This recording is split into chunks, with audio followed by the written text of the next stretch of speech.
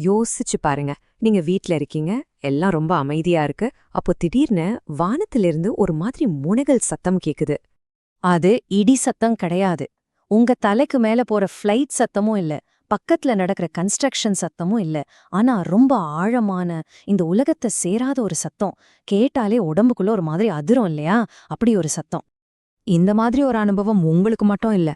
உலகம் பூரா இது மாதிரி ரொம்ப விசித்திரமான சத்தங்களை ரெக்கார்ட் பண்ணிருக்காங்க. ஏன் விஞ்ஞானிகளால கூட இதுக்கு ஒரு தெளிவான பதில சொல்ல முடியல. அந்த அளவுக்கு மர்மமான, திகிலூட்டுற சத்தங்கள். சரி வாங்க, இந்த மர்மமான சத்தங்களுக்கு பின்னாடி என்னதான் இருக்குன்னு கொஞ்சம் உள்ள போய் பார்க்கலாம். நம்ம பூமியில இதுவரைக்கும் பதிவான, யாருனாலையும் விளக்கவே முடியாத சில சத்தங்கள பத்தி தான் நாம இப்ப விரிவாக பார்க்க போறோம். கொஞ்சம் கவனமா கேளுங்க. முதல்ல நம்ம காதுகளுக்கு கொஞ்சம் வேலை கொடுப்போம். உலகையே ஒரு நிமிஷம் திரும்பி பார்க்க வச்ச சில மர்மமான சத்தங்கள் இதோ. இப்போ நம்மளோட பயணம் நேரா கடலோட ஆழத்துக்கு போக போகுது. அங்க என்னென்ன ரகசியங்கள் எல்லாம் புதைஞ்சு கிடக்குதோ?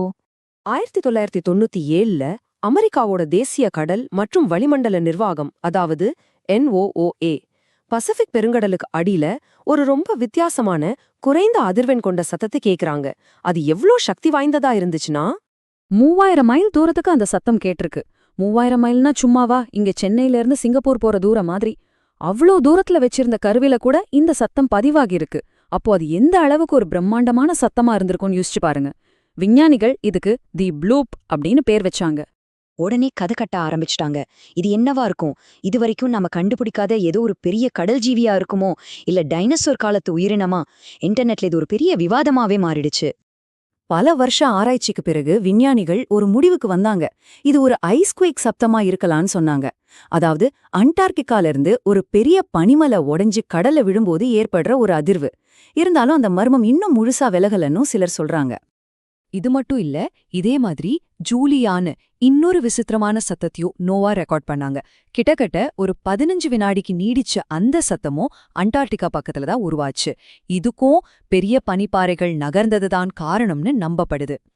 கடலுக்குள்ள இருந்த மர்மங்களை விட்டு வெளியே வந்து இப்போ நம்ம பாறை வானத்தை பார்க்க போகுது. அங்க என்னென்ன வினோதங்கள் முணங்கிக்கிட்டு இருக்கு. இங்கிலாந்துல பிரிஸ்டல், அமெரிக்காவுல டாவோஸ்னு சில நகரங்கள்ல வாழ்ற மக்கள் தொடர்ந்து ஒரு மாதிரி முணுமுணுப்பு சத்தம் கேக்குதுன்னு புகார் சொல்லிருக்காங்க. இத தி ஹம்னு சொல்றாங்க.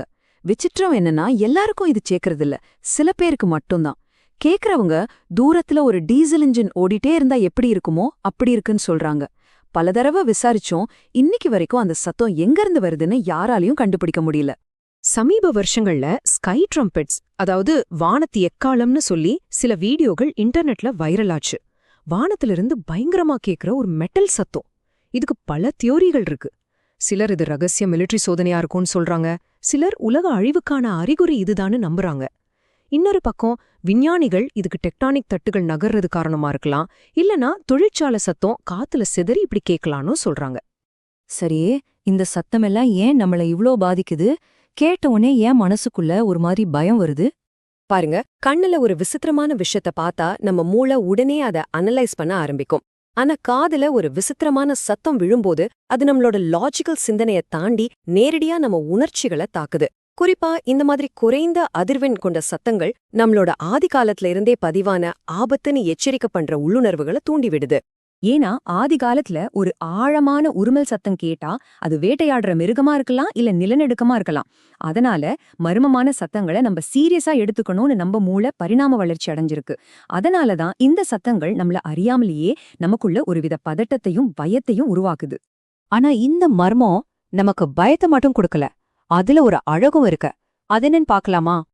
இன்னைக்கு நம்ம கையில சேட்டலைட் இருக்கு, ஆர்டிஃபிஷியல் இன்டெலிஜென்ஸ் இருக்கு. உலகத்துல நடக்கிற எல்லாத்தையும் ஒரே இடத்துல இருந்தே பார்க்கலாம்னு நாம நினைக்கிறோம். ஆனா உண்மை என்ன தெரியுமா?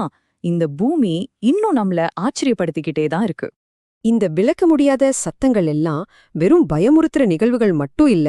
நம்ம கிரகம் இன்னும் உயிருடன் ஒரு பெரிய சக்தியோட இயங்கிட்டு இருக்கின்றதுக்கான நினைவூட்டல்கள்.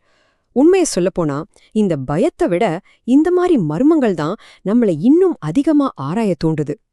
அதனால அடுத்த தடவை ராத்திரியில நீங்க ஏதாவது ஒரு விசித்திரமான சத்தத்தை கேட்டா நீங்க என்ன நினைப்பீங்க? ஒரு நிமிஷம் நின்னு காது கொடுத்து கேளுங்க.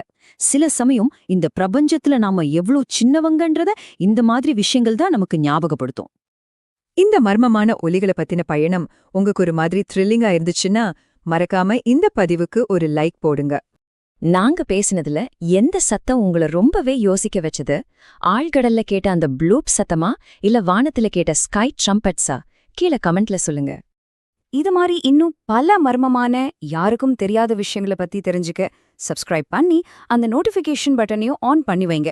அடுத்து நீங்க என்ன கேட்க போறீங்கன்னு யாருக்கு தெரியும்?